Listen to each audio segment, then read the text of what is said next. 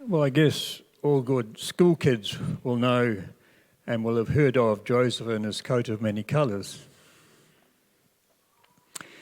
and how his brothers sold him to a travelling bunch of Ishmaelites. The reading this morning goes on from that and tells of the escapades of Judah. That's one of Joseph's brothers, but I bet you're not too aware of this story. I'll take the story up at Genesis 38, starting at verse 1. About this time, Judah left home and moved to Adullam and lived there with a man named Hirah. There he met and married a Canaanite girl, the daughter of Shua. They lived in Chezib and had 3 sons, Onan, Shelah. These names were given to them by their mother, except for who was named by his father. When the oldest son, grew up, Judah arranged for him to marry a girl named Tamar. But was a wicked man, and so the Lord killed him. Then Judah said to brother Onan, "You must marry Tamar, as our law requires of a dead man's brother, so that her sons from you will be your brother's heirs." But Onan was not willing to have a child who would not be counted as his own, and so although he married her, whenever he went to sleep with her, he spilled the sperm on the bed to prevent her from having a baby, which would be his brother's. So far as the Lord was concerned, it was very wrong of him to deny a child to his deceased brother, so he killed him too. Then Judah told Tamar, his daughter-in-law, not to marry again at that time, but to return to her childhood home and to her parents, and to remain a widow there until his youngest son, Shelah, was old enough to marry her. But he didn't really intend for Shelah to do this, for fear God would kill him too, just as he had his 2 brothers. So Taima went home to her parents. In the process of time, Judah's wife died. After the time of mourning was over, Judah and his friend Hirah the Adullamite went to Tamar to supervise the shearing of his sheep. When someone told Tamar that her father-in-law had left for sheep shearing at Timnah and realised by now that she was not going to be permitted to marry Shelah, although he was fully grown, she laid aside her widow's clothing and covered herself with a veil to disguise herself, and sat beside the road at the entrance to the village of Eniam, which is on the way to Timnah. Judah noticed her as he went by and thought she was a prostitute, since her face was veiled. So he stopped and propositioned her to sleep with him, not realising, of course, that she was his own daughter-in-law. "How much will you pay me?" she said. "Oh, I'll send you a young goat from my flock, he promised. "And what pledge will you give me so that I can be sure that you will send it?" she asked. "Well, what do you want?" "Your identification seal and your walking stick," she replied. So he gave them to her, and she let him come and sleep with her, and she became pregnant to him as a result. Afterwards, she resumed wearing her widow's clothing as usual, and Judah asked his friend Hirah the Adullamite to take the young goat back to her and pick up the pledges he had given her. But Hirah couldn't find her. So he asked around the men of the city, "Where does the prostitute live who was soliciting outside by the gate at the road to the entrance of the village?" "But we've never had a public prostitute there," they replied. So he returned to Judah and told him he couldn't find her anywhere and what the men of the place had told him.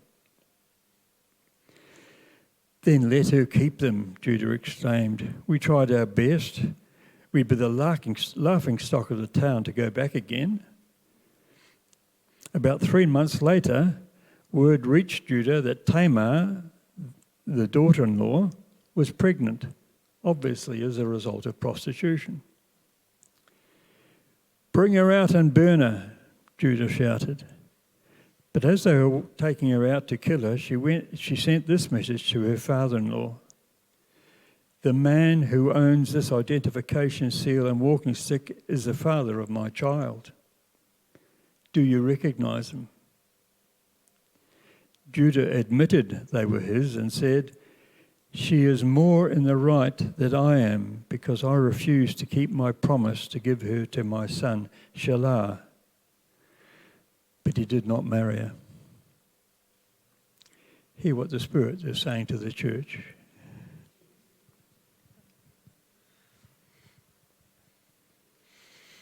What do you reckon about that story? A lot of twisted turns, pretty R-rated. Anyway, as Whakapapa here, do you want to share something that stood out to you from our story this morning before we dive right into it?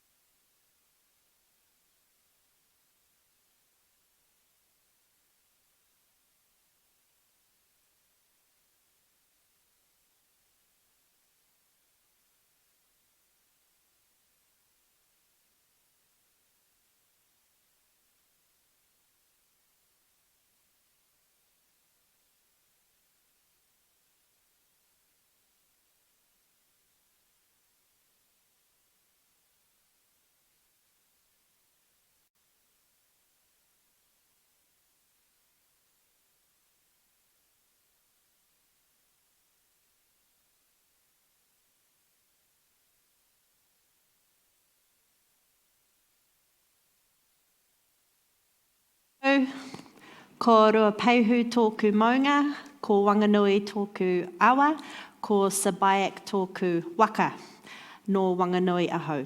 Ko Tony Gerritson tōku papa, ko Gillian Wilson tōku mama, ko Caleb Rowe tōku hoa rangatira, ko Phoebe Rawa, ko Leah, ko Abigail aku tamariki, ko Billy Rowe tōku ingoa. Nō reira, tēnā koutou, tēnā koutou, tēnā koutou katoa.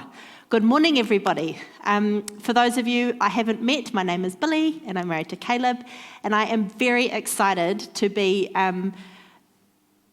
preaching on this epic sermon series that we started last week, the Whakapapa of Jesus, the genealogy of Jesus. And I'm excited because we get to look at the stories of people's lives in this season as we lead up to Christmas. And I get to speak on one of the two women that we've chosen and are named as part of his Whakapapa. And thank you, Rod, for the bit of putting the story into context. I just want to read from Matthew, where we hear the genealogy, just to locate at what point in the Whakapapa Taima comes. So Matthew chapter 1. An account of the genealogy of Jesus, the Messiah, the son of David, the son of Abraham. Abraham was the father of Isaac, and Isaac the father of Jacob, and Jacob the father of Judah and his brothers, and Judah the father of Perez and Zerah by Tamar. So quite early on in the genealogy. And I've been spending a lot of time sitting with Tamar's story this past week. I've read over and over again. And I come to you this morning to look at her story with a very heavy heart and also with a very expectant heart.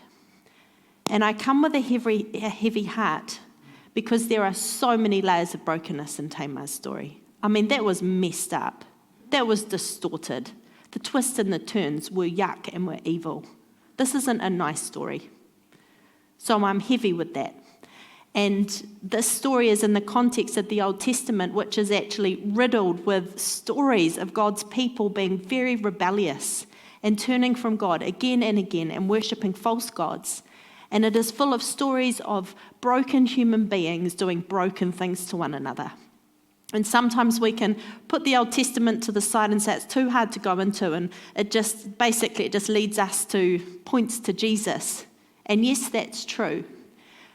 But actually, we need to remember that there is a common thread from the Old Testament right into this moment here. And the common thread is that we live in a very broken world, and that we all have brokenness in our lives.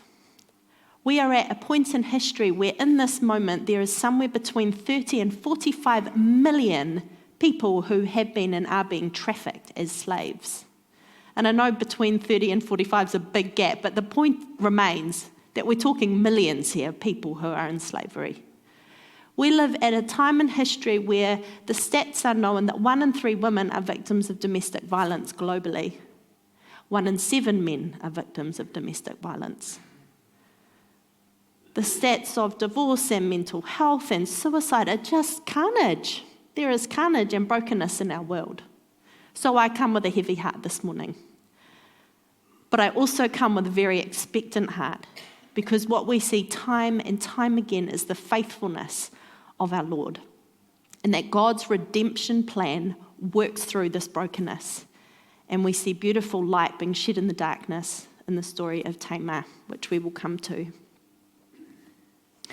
And so as I have sat with Tamar's story, I realised that as I was reading it through, it's a pretty bullet point account of her life. She marries this person dies. She marries this person, that person dies. She prostitutes herself, she has these kids. Like it's pretty just factual. What would it be like to have a cup of tea with Taima? This is a real person. This is a woman who lived in a male-dominated society, who had so much abuse and manipulation and cultural constraints put on her. And it's like, what went on in her mind? What went on in her soul? What would the things be that she started processing if she felt in a safe space to share her story over a cup of tea? And the first part of her story that I want us to look at is, and obviously I can't know for sure how Taima would share her story, but there are some things that I can assume and think about. And the first one I want to talk about is the grief that Taima must have felt. So Taima is chosen. She doesn't get a choice in the matter. She is chosen by Judah to be wedded to his eldest son, And we don't get information in our reading of what the wedding day was like or what it was like for Taima the first time that she ever met We don't get any information. The only information that we get is this. Verse 6. Judah took a wife for his firstborn. Her name was Tamar. But Judah's firstborn, was wicked in the sight of the Lord. So some assumptions that we can make are that there wasn't a very nice friendship in this marriage, that it wasn't a safe space, that it wasn't a beautiful place of companionship. I don't imagine that the sex of this marriage would have been very nice. I imagine it would have been pretty abusive. I imagine he was a pretty abusive man, if the only information we have is that was a wicked man, and the consequences of his wickedness led him to death. So I imagine that when died, there would have been the grief that Tamar would have had as she processed the trauma of this relationship, of this marriage union. And there was probably a big sense of relief for Tamar that this wicked man had died. And then she probably felt guilty that she was feeling these things. So there's that grief, but there's also the grief that in that culture, that time in history, if a woman was widowed, if a woman had not borne a child, she was considered an outcast. There was stigma around infertility, around not having security within a household. So there would have been that grief. But then we see a moment of hope.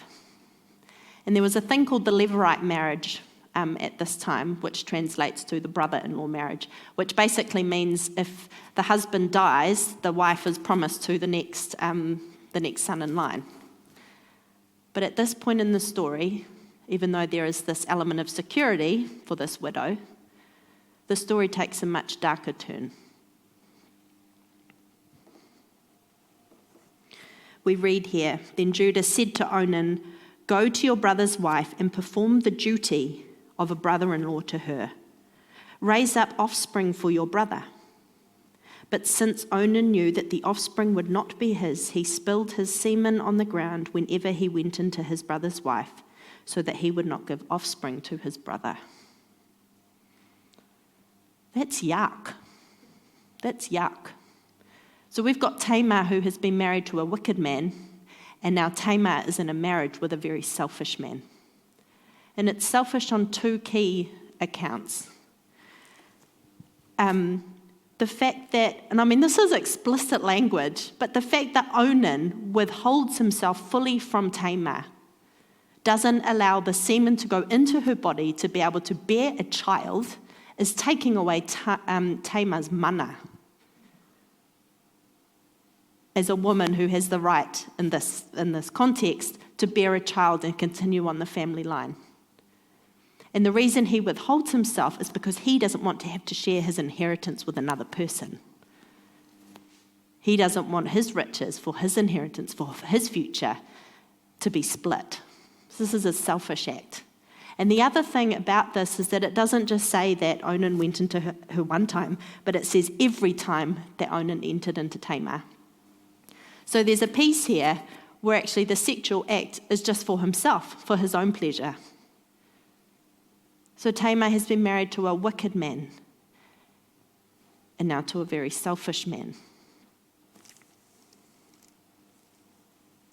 And then the story, and then we see that Onan, the consequences of his actions leads to his death. And then the story takes another turn.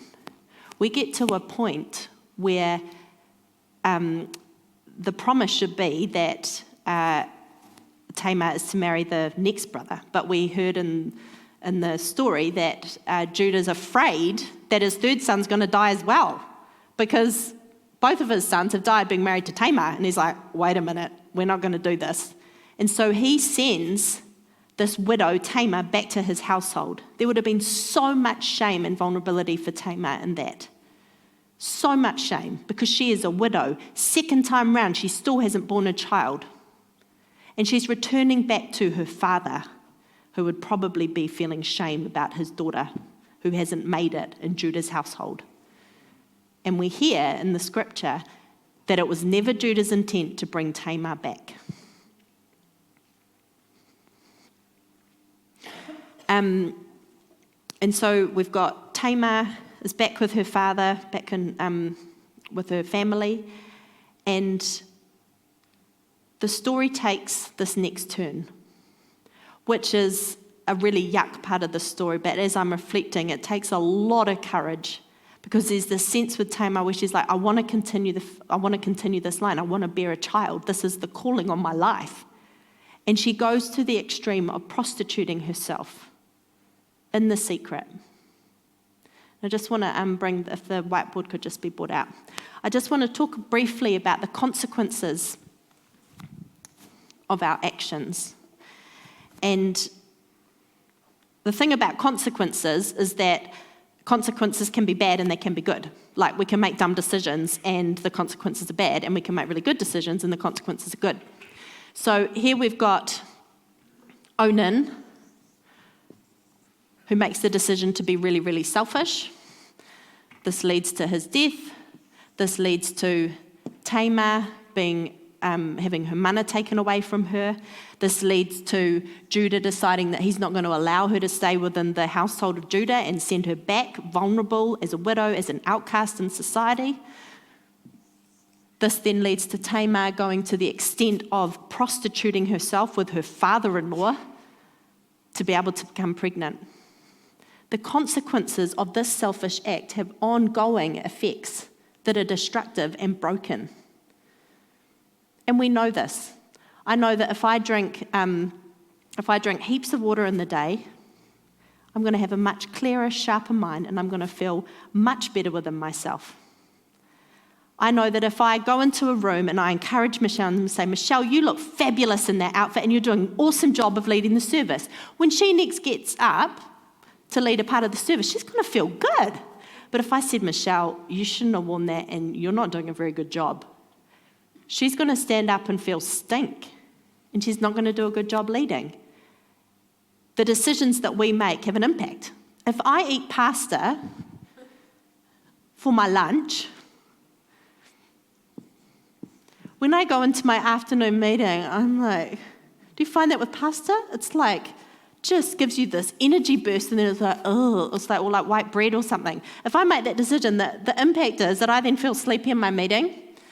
I then feel rubbish that I was sleepy in the meeting and didn't participate very well. I then go to pick up my kids from daycare and from school, and I'm just a bit groggy and feeling fed up about that meeting that I had, and I don't really have the energy because I haven't eaten the right food to be able to be present to my kids. And so then they get cranky because their mum's not, present to them. And then Caleb gets home and the kids are cranky and I'm cranky, and he's like, oh, stink. Our decisions have consequences. We are social beings. The decisions that we make impact one another. Now, the consequences of Onan's selfish act goes an even deeper level. Where 3 months after Tamar has prostituted herself in the secret, her father-in-law Judah, who is the one that did the act with her, hears that her daughter-in-law is pregnant and says she's a whore. Bring her out to be burned. This is a real story, a real woman whose life is on the line because of this yuck, and the decisions that people have made. And we've got to remember the society that we live in and the constructs that we put up and the consequences. See, this is a male-dominated society. And it's interesting that it's the whore that's to be brought out and be burned. No mention of the other party in this. I talk about this, something that is really close to my heart is the trafficking of women and children. And there's all these great organisations that are out there to rescue the women. But why are there so many men who are needing to have sex with prostitutes? We need to be addressing that issue, the brokenness in so many of our lives, the consequences of our societies as well. The decisions that we make impact one another. I just need a tissue, sorry, could you just pass me I've got them over here.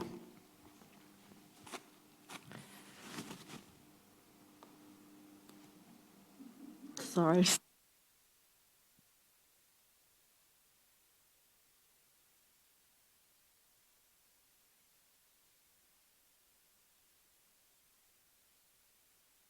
With Taima. But I'm also expectant because there is a beautiful hope that we have in Jesus. So Judah has just said, bring this whore out so that she can be burned and die. And this is what happens. As she was being brought out, she sent word to her father-in-law. It was the owner of these who made me pregnant. And remember, there's the bit in the story, I don't know if you heard, where after the prostitute act has happened, she says, what are you going to pay me? He says, I'm going to pay you a goat, but I don't have it right now, so I'm going to give you my signet ring and my staff, and I will come back with the goat, and then you can give me back my signet. But that exchange never happens. So Tamar has still got Judah's signet ring and staff, okay? So she's been called out to be burned. Judah said, bring her out and let her be burned. As she was being brought out, she sent word to her father-in-law. It was the owner of these who made me pregnant. And she said, take note, please, whose these are, the signet and the cord and the staff.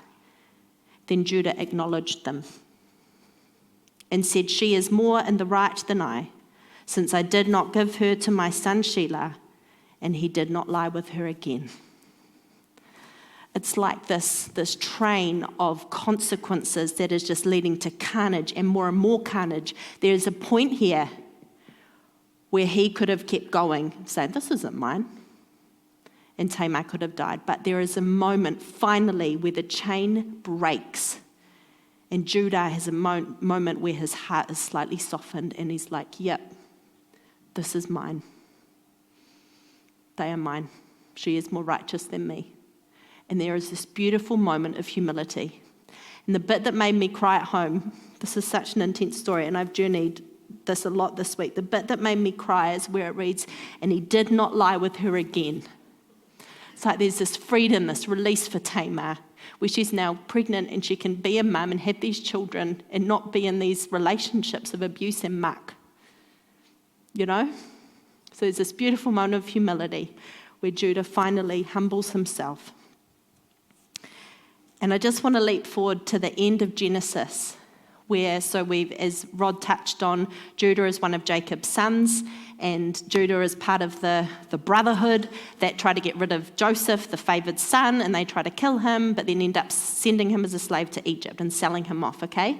So it's at that point where Judah has tried to kill his son and get rid of him that he's come and settled in the Canaanite city, and this carnage has happened with Tamar and all the yuck, and then he humbles himself. And then in the rest of Genesis, we see the beautiful story of reconciliation with Joseph and his brothers that tried to kill him. And I just want to read this bit. It's a famous bit of scripture at the end of Genesis. Realizing that their father was dead, Joseph's brothers said, "What if Joseph still bears a grudge against us and pays us back in full for all the wrong that we did to him?"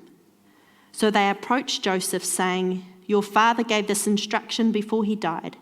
Say to Joseph, I beg you, forgive the crime of your brothers and the wrong they did in harming you. Now, therefore, please forgive the crime of the servants of the God of your father." Joseph wept when they spoke to him. Then his brothers, including Judah, also wept, fell down before him and said, "We are here as your slaves." But Joseph said to them, "Do not be afraid. Am I in the place of God? Even though you intended to do harm to me, God intended it for good." God's redemptive work, his redemptive plan works through our brokenness. Now, what I'm not celebrating today, what I am not celebrating is brokenness, because brokenness is broken and it's yuck. What I am celebrating today is that God's redemptive plan works through our brokenness. And what we see by the grace of God, that in this train of consequences, we see his grace weaving in and through all of this, healing and restoring and bringing wholeness. But what is also possible with the grace of God is for this chain of consequence to stop here. Now, all of us have brokenness in our lives, and we have habits that lead to carnage within ourselves and then impact one another. And we have an opportunity by the grace of God to stop some of these habits, for them to stop here. Now, the reason why there is so much brokenness in our world, the reason why I have brokenness, why there's brokenness in the Old Testament, why there's brokenness throughout history, there's one answer. And you know what that answer is? That we go looking for our hope, for our security, for our future, for satisfaction, for pleasure, in places other than Jesus. Because we strive after things that are not Jesus. Now, a few weeks ago, Mark Johnson was preaching here. He's the guy that headed up the Wheels team that came and led our discipleship school. And he has got this amazing paraphrase of John 3:16, which I just love and have memorized, and is like narrating my days as much as I can have it, reminding me to keep on this path. "For God so loved the world that he gave his only Son.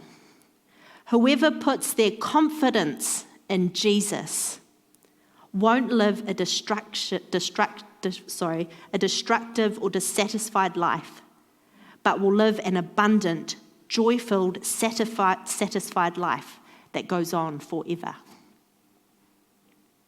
Whoever puts their confidence in Jesus will not live a dissatisfied and destructive life, but will live in an abundant, joy-filled, satisfied life forever and ever and ever. How satisfied do you feel this morning? How satisfied do you feel with your life? Are you satisfied in your marriage? Are you satisfied with where your children are going in life? Are you satisfied in your work? Are you satisfied in retirement? We all have areas where we feel really dissatisfied, don't we? Gutted. But the promise is that Jesus gives water that quenches our thirst. You know, on a really, really hot day when you're craving like a really cold can of fizzy or a really nice juice or iced water, in that first moment where you're like desperate, go get the glass and you take that first sip, it's like, oh. That's what Jesus offers our souls. Complete satisfaction and contentment in him. We've talked about this quite a lot in this service. Psalm 23, it's mine and Caleb's favourite psalm. There's this beautiful image of, the Lord is my shepherd, I shall not be in want. He makes me lie down in green pastures. That's the image there of the shepherd, and we are the sheep. What kind of a sheep can lie down in green pastures? One that is real fed up on grass, is full and is satisfied. You know, that phrase, I shall not be in want, I've got that scattered across so many of my my books and my journals as a teenager. I don't journal as much anymore, probably just because of kids and whatever, but I shall not be in want. What does that even mean? What does that even look like? We are so often left wanting and searching after things and trying to control things and whatever. But he promises us a life where that is possible, where it's possible to eat of the bread of life and to be satisfied. And I'm not saying that hardships ain't going to come, but I can tell you that the days that I wake up and I call on the name of the Lord and I recite Psalm 23 and I choose to put worship music on in the background and put myself before him as I start the day, those days are way better. And there are definitely moments where I'm left not in want, more so than the other days. But the promise is that he will satisfy us. For God so loved the world that he gave his only Son, and whoever puts their confidence in Jesus will not lead destructive and dissatisfied lives, but will lead lives that are joy-filled, content, and abundant. How glorious. That's just not a far abstract thing. That is available to us right here, right now. Now, just as I come into close, I realise that as we've looked at Taima's story, that it could have triggered some of us of past or current lives that are actually a bit messy and not great. And I just want to name that. And I want to name that that his hands are safe hands. And it's his hands that are, I've just got this image of like right now, he's just saying like his arms are outstretched right now. And that his hands are safe. And I really encourage you to seek prayer after the service. It is, Caleb told me to say that if you come up for prayer, it doesn't mean that we're all thinking that you're part of, necessarily praying for really whatever. It might just be for your knee, or let's just not judge one another, yeah? And may this be a safe place to come and receive prayer. Let us pray. Jesus, you are so good, and your presence is here right now. And we so long to be a people who are satisfied in your presence, who are not in want for anything other than you. That we are a people who put our hope in you and only you. So please come again in a fresh wave of your gentleness and your power.